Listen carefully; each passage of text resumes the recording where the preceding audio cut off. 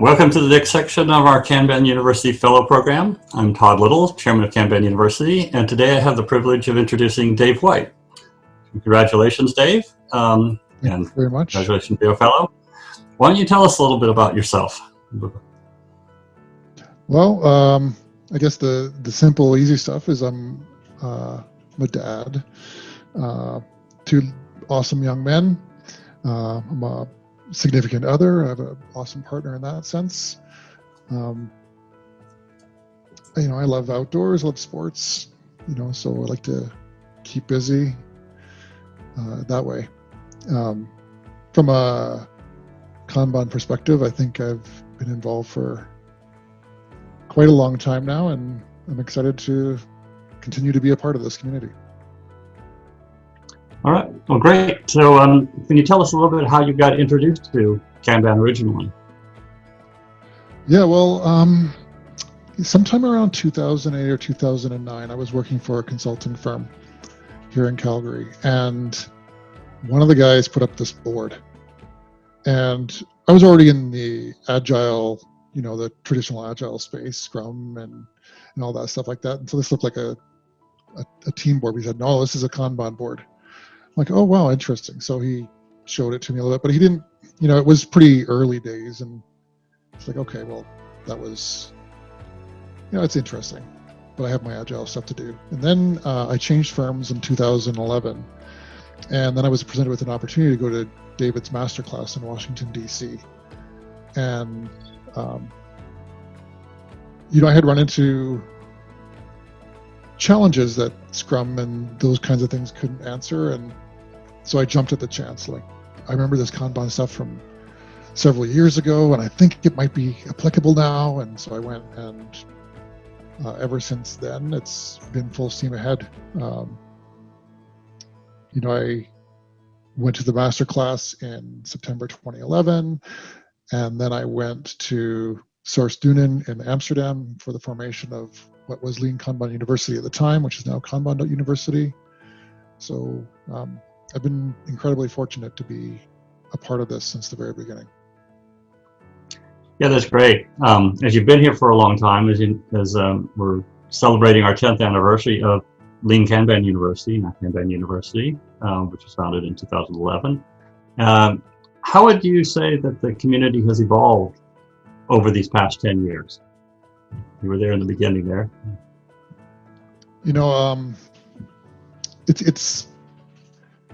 There's kind of two parts to that question. And I think that the first part is that the Kanban method itself, this might sound a little bit heretical, but I don't think the Kanban method itself has evolved a lot. I mean, I think what we've done is we've fleshed it out. And I think that's one of the things that's been really good for the community. It's like we've had this very durable and stable platform on which to build our knowledge, our experience, our practices. So, the community has spent the last 10 years really exploring all of these problems, and having this very stable base to build on. Just, okay, how do we do this, and how does it fit in? And everything that we've discovered has sort of reinforced that if you can do these simple things, these mindset sort of activities, that we can grow and evolve our practices quite in an amazingly diverse fashion, where all different kinds of visualizations are all different kinds of measurements, and nobody has any, there isn't a lot of strong ego about, well, this is the way that it has to be done, or this is the way that you guys have to do it. And so we've had this ability to grow and evolve our practices so that, we're always constantly trying to be better with as little ego as I've seen in a lot of online communities. So I think the other thing that I've seen that's been really good about Kanban is just the global community. And in that global community, like, it's grown in size, it's grown in diversity, the sophistication of the practitioners from all over different industries all coming here. And so it's been really exciting to see the the evolution of our body of knowledge, the growth, and it's all been supported by this very stable mindset that I don't think has weathered the time very, very well. Yeah, great, thanks. So you were instrumental in helping build out and bring some structure to the accredited Kanban consultant program, the former Kanban consulting program, which was named before. What was your motivation, and perhaps you can share some of your experiences with the program? Yeah, well, my motivation, I always wanted to be a part of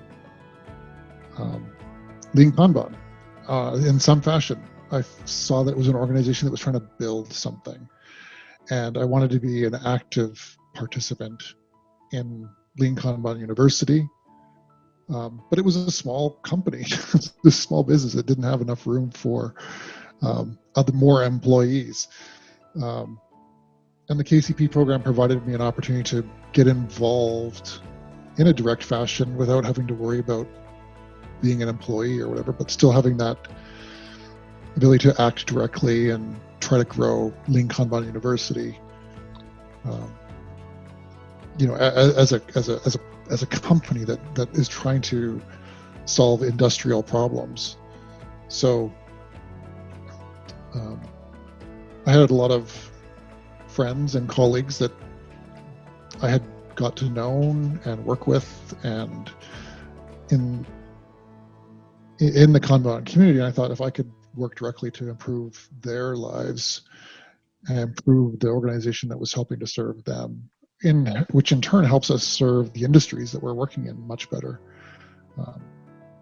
That was, I think really my motivation. I really just wanted to grow the Kanban method, Kanban University, and help us solve industrial problems. I was trying to think back when I got these questions. I was trying to think back about any particular experiences, and I didn't want to name KCPs that I had interviewed or pull out any one particular person. But so the experiences that I wanted to talk about was,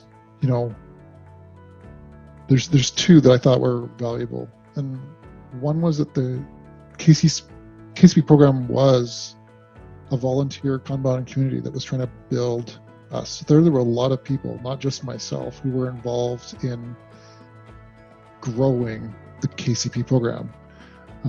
All the KCPs that are in the program have been interviewed. They have built case studies, or not necessarily always case studies, but they built some sort of material to demonstrate their knowledge or their practice in Kanban.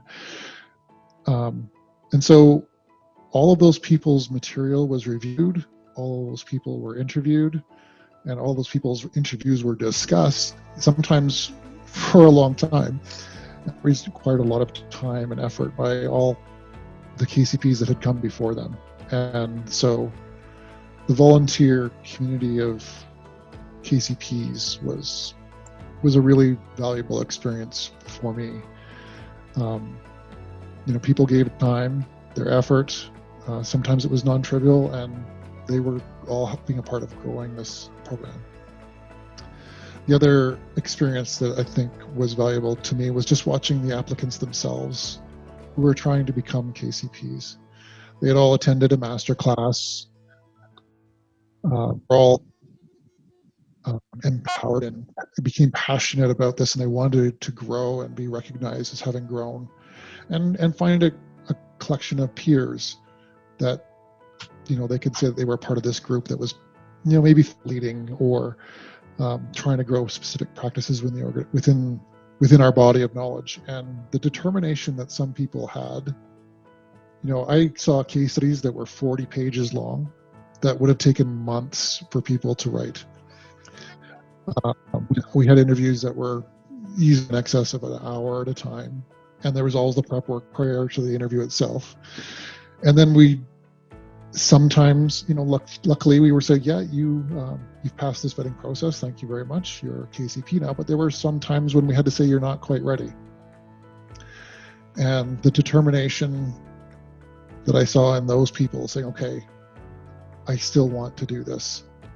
Help me, show me where I need to grow. And the KCP volunteers would work to help these prospective KCPs get over the hurdles that were in the way of their experience or whatever. And so eventually, many people who were told you're not quite ready they keep applying themselves and keep working at it. And eventually they became KCPs. So, the volunteer aspect of the program and the determination of all the KCPs who are in there to be KCPs has always been something that I felt was really, really valuable and rewarding for me.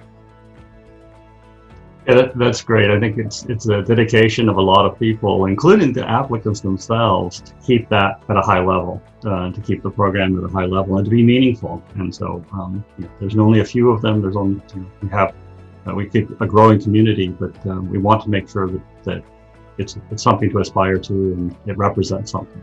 So thank you for the effort there. What are you doing with Kanban now? What's your... Yeah, well, I don't know how many other interviews you've done so far, but hopefully probably all of us said, well, Kanban, I do Kanban every day. Whenever I I just see Kanban, I see flow, I see cues, I see management decisions in my personal life, in driving. I feel like I'm always using Kanban. It's been amazing how it's fundamentally changed my perspective on certain things. From a more practicable perspective, I have a number of Kanban clients who I do training for and direct coaching with. I have a couple of non-Kanban clients that are doing a lot of technical work for, but they always get Kanban. So we all manage work. And so even if they're not engaging me directly for Kanban coaching, they always get Kanban coaching because it's always about making slightly better decisions, striving to make our customers a little bit happier by how quickly we can get them to something, or how we can get them the right thing more often, or quickly fix problems. And so I have a couple for sure direct Kanban clients, but I use it everywhere I go.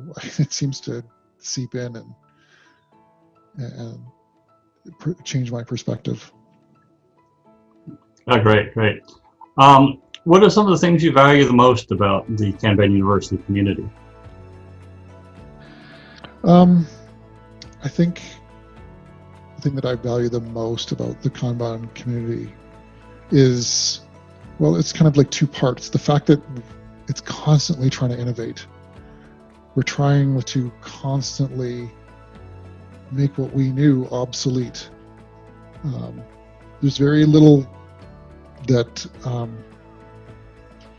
we can't get better at, that we can't better understand, that we can't refine how we do it. And so we're always trying to make it better. And I think that innovation inside of the community is incredibly exciting and energizing. And I think the other part about that is the fact that there's very few barriers or limitations to that innovation. You're not going to find very many Kanban practitioners who are going to go to another one and say, hey, you can't do that. So there's this, freedom to explore, this safe place to explore ideas, which I think feeds into that desire to innovate and to try to always make what we know useful, but try to find the next best step. That's great. Thanks for all that. And congratulations again, Dave, on being named Kanban University Fellow. And I really appreciate your time. Thank you very much. And thank you to all of my fellow distinguished fellows. I'm in a remarkably diverse, but also amazing group of people who I've known for the last decade, most of them. And I'm just super honored to have been included in this cohort. Great.